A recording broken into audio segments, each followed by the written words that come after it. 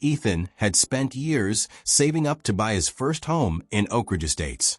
After finally closing on a modest 3-bedroom house, he spent his weekends painting and furnishing it just the way he liked. The Homeowners Association had some strict rules, but Ethan thought he had it all under control. He was careful to follow them. Or so he believed. But then he met Sophia Carter, a self-appointed enforcer of the HOA guidelines and the treasurer of the board. Neighbors had warned him about her, telling him stories of how she measured the height of grass and conducted infamous clipboard inspections. Ethan had dismissed their warnings, thinking that as long as he followed the rules, he'd be fine. The day he moved in was surprisingly warm for April. He wiped sweat off his brow as he carried the last of his boxes from the U-Haul to the house. Standing on his new front lawn, Ethan let himself feel a moment of pride. At 34, he'd finally reached a milestone that once seemed so far away when he'd been stuck in that cramped apartment downtown. The house wasn't extravagant, a 1990s build with solid bones but outdated fixtures, but it was his.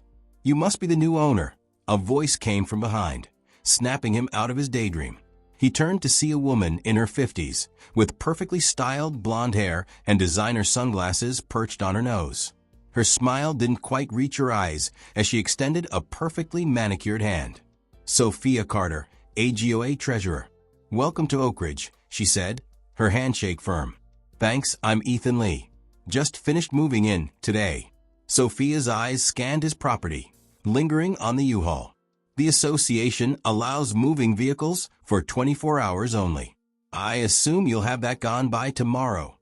She pulled out a small leather-bound notebook and made a note. "Of course," Ethan said, trying to stay upbeat. "It's scheduled for pickup in the morning." "Excellent." She handed him a thick binder. "Our complete HOA guidelines. I suggest you read through it carefully. We pride ourselves on maintaining standards here in Oak Ridge." Her eyes narrowed slightly as she looked at the navy blue paint on his front door. "I see you've already changed the exterior paint. I trust you submitted the proper form for approval." Ethan felt a twinge of anxiety. "I did, actually. Submitted it last week and got approval on Tuesday. Color code 4233, Midnight Harbor. It's on the approved list." Sophia's face flickered with something like disappointment before she nodded curtly. "Very well. I'll be checking my records." She turned to leave, but then paused. "Oh, and your grass is currently 3.4 inches. Our limit is 3 inches. You might want to take care of that soon." As Sophia walked away, Ethan's next-door neighbor, Jason, emerged from his garage with a sympathetic smile. "I see you've met the dragon lady," he said quietly. "Is she always like that?"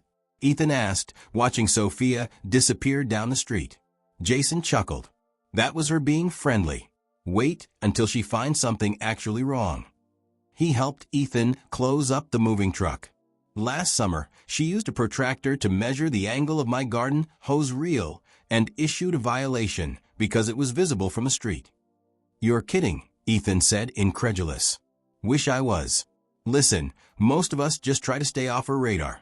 The rest of the board is reasonable, but Sophia's got nothing better to do than police the neighborhood." Jason pointed to the binder in Ethan's hands. "Read that thing cover to cover. She knows it by heart and will use any technicality she can find." Ethan thanked Jason for the warning, but he couldn't help but think his neighbors were exaggerating. After all, how bad could one person really be? He'd always been a rule follower, and while the HOA guidelines seemed long, they didn't seem too unreasonable. Besides, the house had passed inspection just fine, including the mailbox, which was a simple black metal design on a wooden post, just like the others on the street. That night, as Ethan unpacked his kitchen, he looked out the window and saw Sophia slowly walking past his house, clipboard in hand, occasionally stopping to jot something down. Under the streetlights, her figure cast a long shadow across his freshly mowed lawn. 3 months after moving in, Ethan came home from work to find a violation notice taped to his front door. According to Sophia, his mailbox didn't meet HOA standards.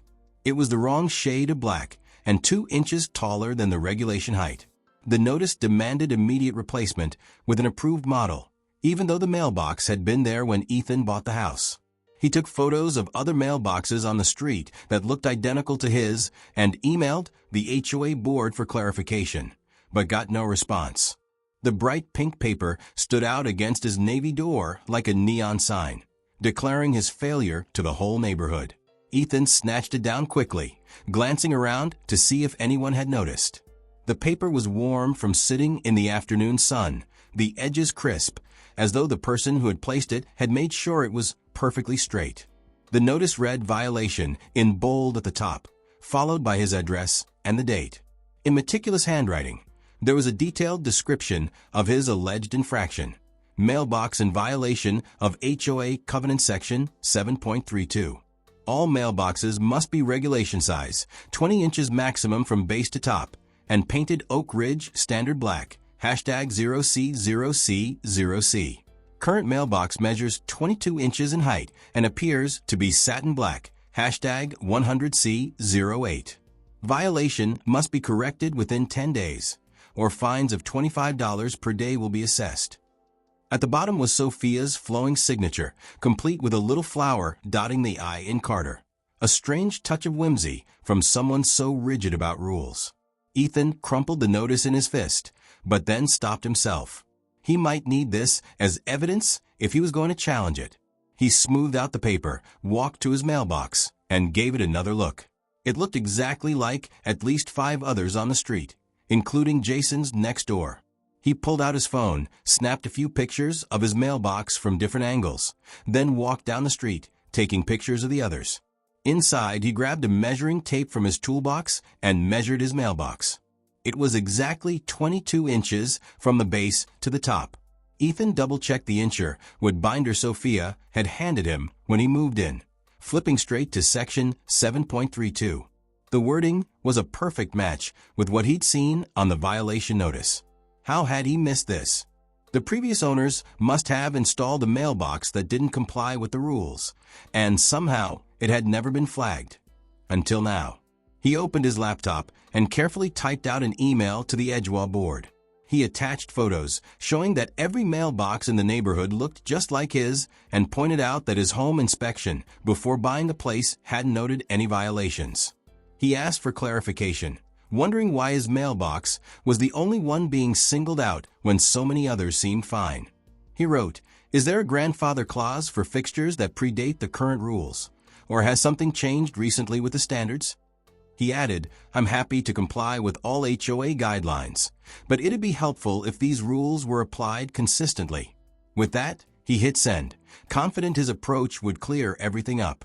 Ethan even considered just replacing the mailbox to avoid any issues, but the principle of the matter bothered him. If the rule wasn't being enforced across the board, why should he have to spend money fixing something that wasn't broken? The next day at work, Ethan checked his email every chance he got, hoping for a response from someone on the board. But nothing. That evening, while taking out the trash, he bumped into Jason. "Hey, I got a violation notice about my mailbox yesterday," Ethan said. "Have you ever gotten one for yours? They look identical to me." Jason raised an eyebrow. "Your mailbox? That's a first." "Nope, never had any issues with mine, and I've been here for 8 years. You look like you're deep in thought. What exactly is the violation?" Ethan explained about the height and color regulations. Jason just shook his head. That's Sophia trying to flex her muscle again. Last month it was the Andersons' wind chimes being too loud, whatever that means, Jason continued. "But my mailbox has been here since before I bought the place," Ethan protested. "Doesn't matter to her. Once Sophia sets her sights on something, she doesn't let it go." Jason lowered his voice. "Word is, she's aiming for HOA president next election. This is just her way of proving how vigilant she is about community standards." Ethan checked his email again before bed. Still no reply from the board. The next morning, he sent a follow-up email, copying every address in the HOA directory. By the end of the week, his inbox was still strangely empty. Instead, he had received 2 separate emails from Sophia, reminding him that the violation timeline was moving forward and warning that failure to fix non-compliant fixtures would result in further action. A week later, Ethan left for a business trip. When he returned Sunday evening, His mailbox was gone. Not just the box, but the entire post. There was only a hole in the ground. Feeling both confused and angry, he checked his security camera footage. The footage clearly showed Sophia, wearing garden gloves and a wide-brimmed hat, digging up his mailbox in broad daylight and loading it into the trunk of her car. There was no mistaking it. She had taken the whole thing. Several pieces of Ethan's mail were scattered on the ground where the mailbox had been. The timing of his business trip to Chicago couldn't have been worse. Ethan had been refreshing his email all week, hoping for a response from the HOA board that never came, and the deadline for his violation notice was quickly approaching. He'd finally broken down and started looking into replacement mailboxes that would meet the exact specifications, wincing at the $189 price tag for an Oak Ridge-approved model from Carter's Hardware. Owned, of course, by Sophia's husband. "I'll deal with it when I get back," he told himself, locking the door Friday morning. He'd installed his smart doorbell camera last month as one of the first security upgrades to his new home. At least that way, he could keep an eye on things while he was gone.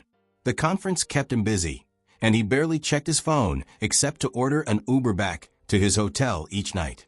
By Sunday afternoon, exhausted from the event's networking and panel discussions, he was eager to get home. His flight landed at 5:42 p.m., and by 7:15, his taxi was turning onto Oak Ridge Drive. The first sign that something wasn't right came when the driver pulled up to his house. In the fading twilight, Ethan stared at the empty space where his mailbox should have been. There was nothing but a ragged hole surrounded by disturbed dirt. A few white envelopes were scattered on the grass nearby. "Wait here," he told the driver, quickly stepping out of the car. He walked over to the spot slowly, almost like he expected the mailbox to just pop back up. He bent down, picking up the scattered mail, a credit card statement, a lawn care flyer, and what appeared to be a birthday card from his mom. The envelopes were dirty, and one even had tire tracks on it. "What the hell?" he muttered, looking up and down the street. But there was no sign of his mailbox, just an empty hole. This wasn't vandalism. Someone had deliberately removed it.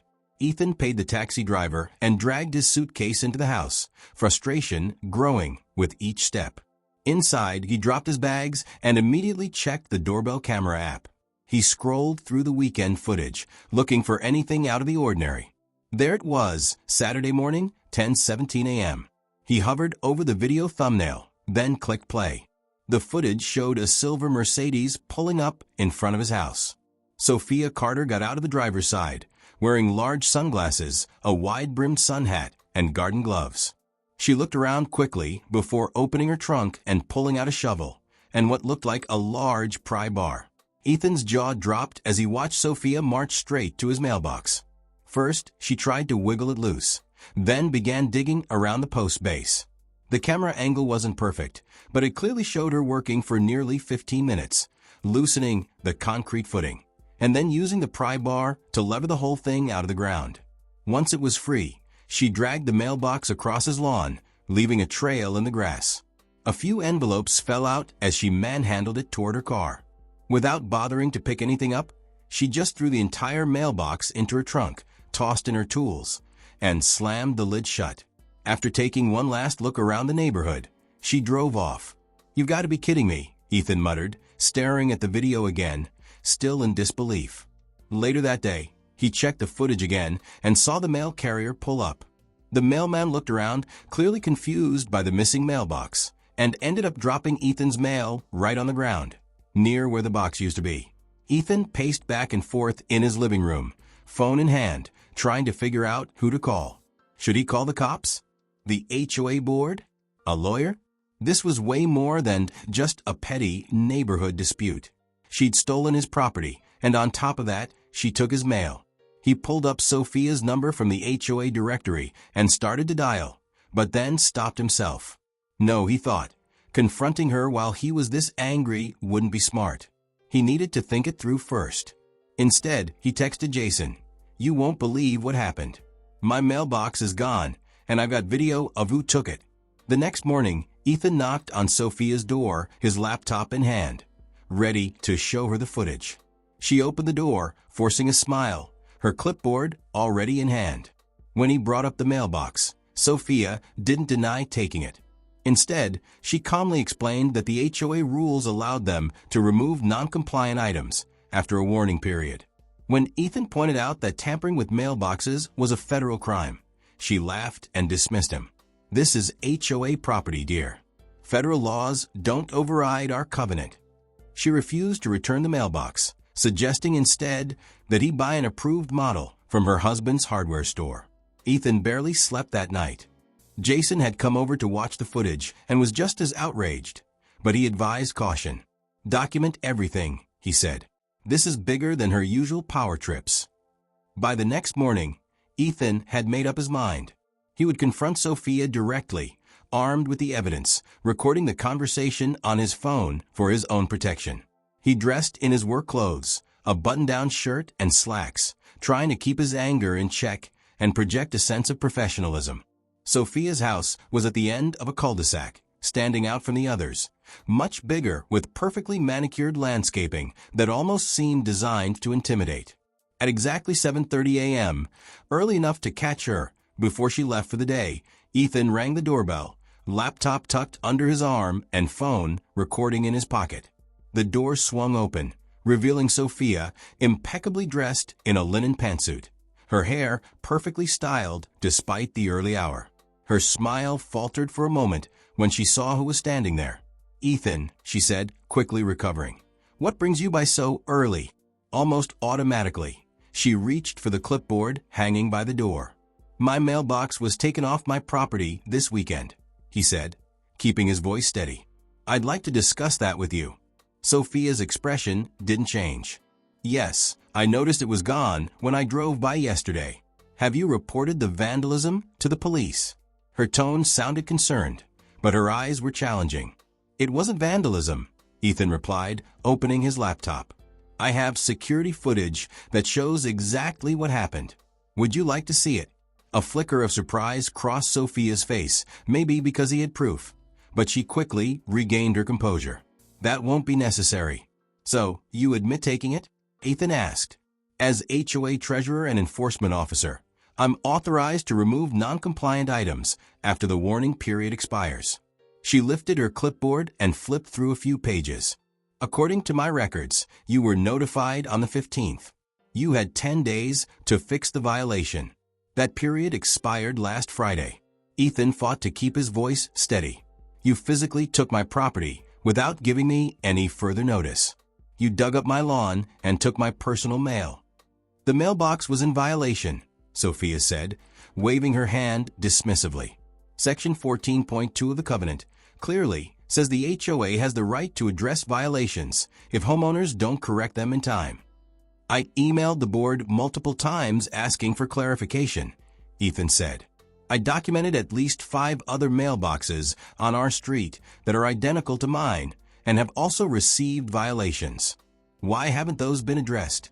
"Maybe they will be in due time," Sophia replied, her voice showing a hint of irritation. "Enforcement is an ongoing process." "This isn't about enforcement," Ethan said, his voice rising. "This is about you specifically targeting me, and regardless of the HOA rules, tampering with a mailbox is a federal offense." At this, Sophia actually laughed, a sharp, humorless sound. "Oh please, this is HOA property, dear. Federal laws don't override our covenant." "The mailbox was in violation, and I acted within my authority," she added.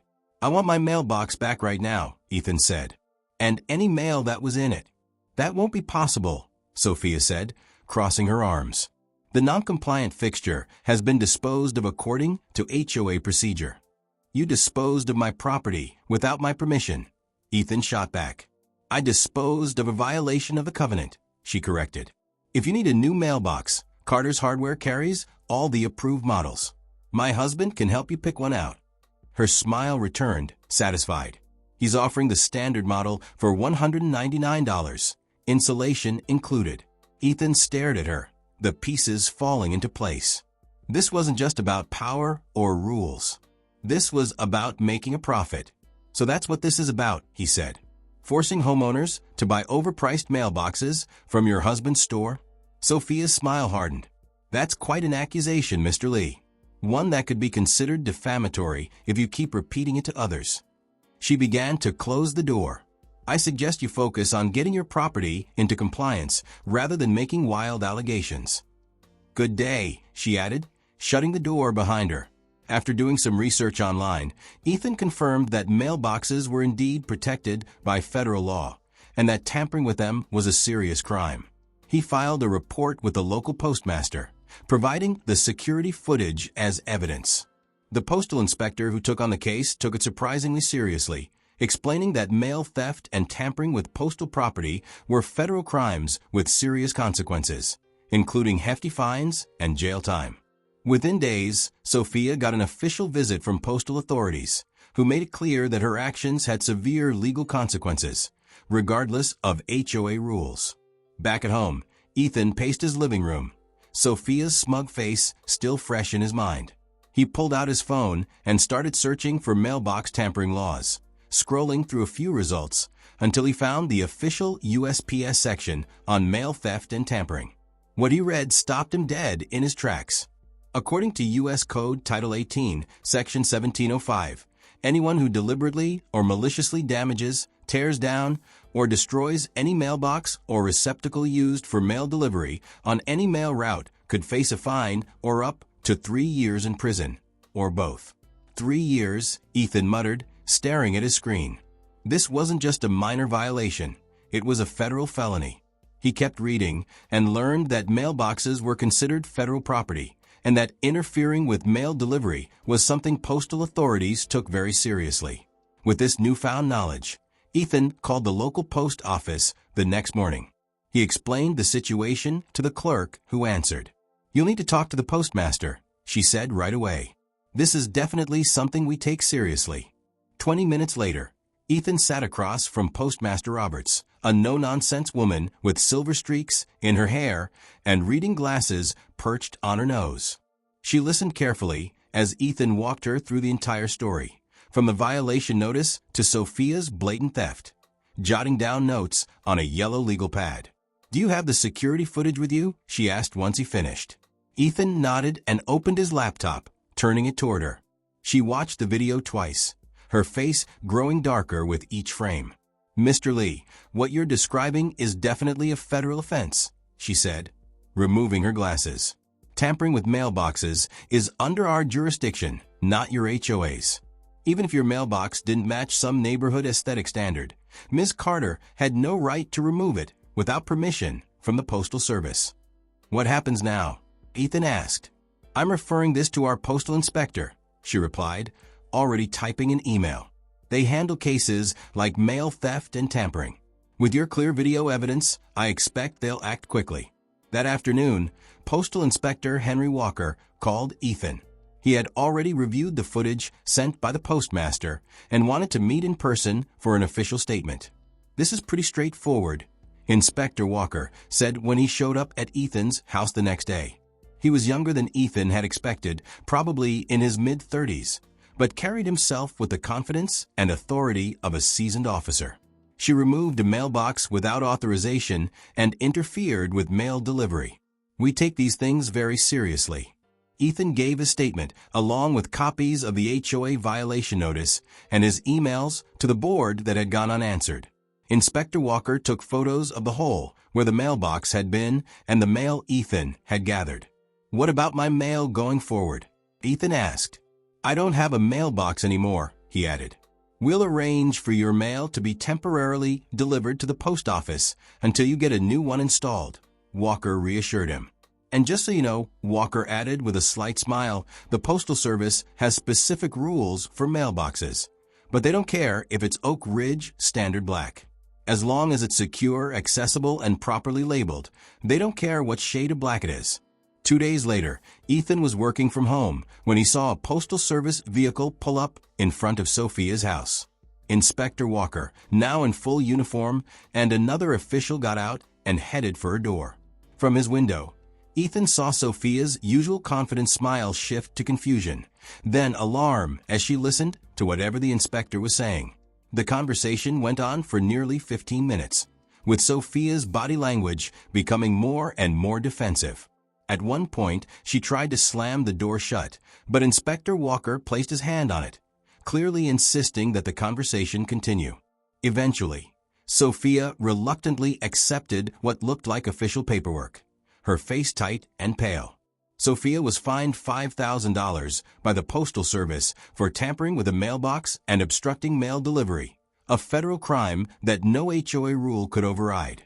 The investigation also uncovered that she had taken other residents' property without authority, using the HOA as her own personal enforcement tool. At the next HOA meeting, which nearly every homeowner attended, Sophia was voted off the board. Ethan replaced his old mailbox with a new one identical to the original, now with a small, discreet sticker at the base noting it was protected by federal law. The new HOA board, eager to mend fences with the community, revised their bylaws to officially recognize federal protections for mailboxes. As for Sophia, the neighbors noticed she kept remarkably quiet about other people's property. Every now and then, though, she could be seen measuring her own grass with a ruler, muttering about standards. The news spread fast through Oak Ridge Estates. Within days of Sophia's run-in with the postal inspectors, Ethan started getting texts and emails from neighbors he'd never even met. "Is it true?" Jason asked, leaning over the fence that separated their yards. "Did Sophia really get slapped with a federal fine for stealing your mailbox?" Ethan nodded. "Yeah, Inspector Walker called yesterday. She's being fined the maximum $5,000, and she has to pay restitution for the mailbox and its installation." Jason whistled. "Couldn't happen to a nicer person," he said, a grin spreading across his face. "You know she's been a nightmare around here for years, right? Last summer, she took the Sanchez family's basketball hoop while they were on vacation, said it wasn't secured properly. And the year before, she yanked out their lawn paddles, guard, and gnomes in the dead of night, claimed they were unauthorized decorations." As more stories came to light, Ethan realized that his situation had opened the floodgates. Neighbors who'd quietly put up with Sophia's tyranny were finally speaking out. The Sanchez family filed a police report for their missing basketball hoop. The potholes demanded their lawn ornaments back, or else payment for replacements. 3 other homeowners stepped forward, showing security footage of Sophia measuring their garage doors, fences, and even, in one bizarre case, the angle of their holiday lights. She'd been making detailed notes on her ever-present clipboard the entire time. 2 weeks later, Victor Davis, the HOA president and a mild-mannered retiree, called an emergency board meeting. The community center was packed, with homeowners lined up along the walls after every seat was taken. Ethan hadn't seen this many neighbors in one place since he'd moved in. Sophia walked in right on time, head held high, despite the whispers that followed her. She sat at the board table, arranging her papers and clipboard as if nothing out of the ordinary was happening. Victor nervously tapped his gavel to call the meeting to order. "As you all know, we're here to address recent concerns about how HOA guidelines have been enforced." Concerns. Mrs. Sanchez shouted from the back. "My kid's basketball hoop was stolen. My gnome collection was irreplaceable." Mr. Singh chimed in. Victor raised his hands, trying to quiet the room. "Please, everyone will have a chance to speak. First, I want to address the issue with Mr. Lee's mailbox." All eyes turned to Ethan, who stood when Victor motioned to him. He briefly went over the events, ending with the postal inspector's findings. The Postal Service made it clear, Ethan concluded, that mailboxes fall under federal jurisdiction. No HOA rule can override that. Victor nodded uneasily. "Yes, well, that brings us to the first item on the agenda. The board proposes amending our bylaws to specifically recognize federal protections for mailboxes and clarify that HOA enforcement cannot involve removing property without legal authority," Victor continued. "What about all the other stuff she took?" someone yelled. Victor cleared his throat. "We're also reviewing all enforcement actions from the past 3 years. If any property was wrongfully removed, the HOA will make restitution." "That's not enough." Mrs. Sanchez stood up. "She's abused her power. She shouldn't be on the board at all." Murmurs of agreement spread through the room. Victor looked like he was in pain. According to our bylaws, removing a board member requires a 2/3 vote of the membership. Then let's vote, someone shouted. What followed was the most dramatic HOA meeting in Oak Ridge Estates history. One by one, homeowners stood up to share their stories about Sophia's overzealous enforcement. The Carter's connection to the hardware store came up as a common thread. Many of the violations had been resolved by purchasing from her husband's store, often at inflated prices. Thanks for watching. Share with friends and hit the subscribe.